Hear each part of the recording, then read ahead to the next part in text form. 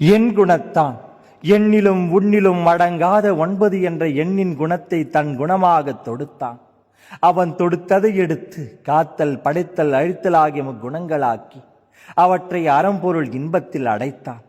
அது உயிர், உடல், மனம் என்று 3 மூர்த்தியாக நாமாக பிறந்து கல்வி, செல்வம், வீரமாகி 3 துணைவிகளை தாமாக மணந்து ஆணை முகனாகி 5 பூதத்தை 5 புலன்கொண்டு அடக்கி 6 முகனாக தெரிந்தான்.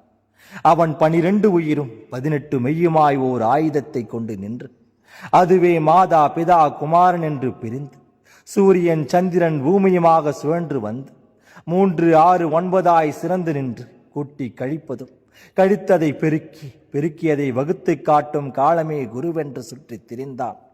அத்தகைய இறைவனின் திருத்தாளை வணங்காத தலை தரணியில் தனித்தன்மை கொண்டு சிறக்காது என்பதற்காகத்தான் திருவள்ளுவர் கோளில் பொறியில் குணமிளவே என் குணத்தான் தாளை வணங்கா தலை என்று சொல்லுகின்றார்.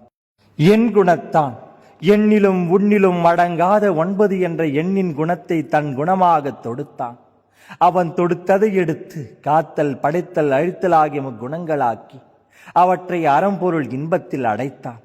அது உயிர், உடல், மனம் என்று 3 மூர்த்தியாக நாமாக பிறந்து கல்வி, செல்வம், வீரமாகி 3 துணைவிகளை தாமாக மணந்து ஆணை முகனாகி 5 பூதத்தை 5 புலன்கொண்டு அடக்கி 6 முகனாக தெரிந்தான். அவன் 12 உயிரும் 18 மெய்யுமாய் ஓர் ஆயுதத்தை கொண்டு நின்று அதுவே மாதா, பிதா, குமாரன் என்று பிரிந்து சூரியன், சந்திரன், பூமியுமாக சுழன்று வந்து 3, 6, 9 சிறந்து நின்று கூட்டி கழிப்பதும் கழித்ததை பெருக்கியதை வகுத்து காட்டும் காலமே குருவென்று சுற்றி திரிந்தான். அத்தகைய இறைவனின் திருத்தாளை வணங்காத தலை தரணியில் தனித்தன்மை கொண்டு சிறக்காது என்பதற்காகத்தான் திருவள்ளுவர் கோளில் பொறியில் குணமிளவே என் குணத்தான் தாளை வணங்கா தலை என்று சொல்லுகின்றார்.